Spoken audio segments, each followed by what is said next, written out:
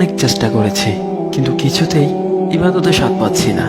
নফল রোজা রাখছি, রাত থেকে তাহাজ্জুদ আদায় করছি, দোয়া করছি, জিকির করছি, কোরআন তেলাওয়াত করছি, কিন্তু কিছুতেই কিছু হয়ে উঠছে না। আর এমনটা হয় তখনই যখন কেউ চোখের জেনা লিপ্ত থাকে, চোখ দিয়ে হারাম জিনিস দেখতে থাকে। চোখের জেনা এত ভয়ঙ্কর একটি পাপ যা আপনার ইমানকে করে ফেলছে দুর্বল থেকে দুর্বলতর, যার প্রভাব বিস্তার করছে চিন্তারত অবস্থায়। বান্দা যখন তার রবের সবচাইতে বেশি কাছাকাছি থাকে, তখনই চোখের সামনে ভেসে ওঠে, চোখের সামনে অবলীলায় ভাসতে থাকে উলঙ্গ দৃশ্যগুলো।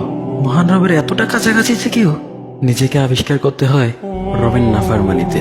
যে চোখ দিয়ে তুমি এই বেহায়াপনার উলঙ্গপনা উপভোগ করছো, সে চোখে একদিন তোমার বিরুদ্ধে সাক্ষ্য দিবে, তোমাকে টেনে নিয়ে যাবে জাহান্নামের দ্বার প্রান্তে।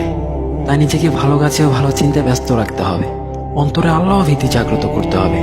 কখনো খারাপ চিন্তা আসলে মাথায় রাখবেন, আল্লাহ সুবহানাহু ওয়া তাআলা সবকিছু দেখছেন, ফেরেশতাগণ সবকিছু লিখছেন, আর আপনার কৃতকর্মের হিসেব আপনাকে অবশ্যই দিতে হবে। ভিডিওটি ভালো লাগলে একটা শেয়ার করে দেবেন, আর আপনার যদি মনে হয় এই কথাগুলো আপনার কোনো পরিচিত ব্যক্তি শোনা উচিত, তাহলে অবশ্যই তাকে একটা মেনশন দিয়ে যাবেন। ফি আমানিল্লাহ। আবার আমাদের একতরফা কথা হবে নতুন কোনো ভিডিওতে। ভালো থাকবেন। আসসালামু আলাইকুম রহমতুল্লাহ।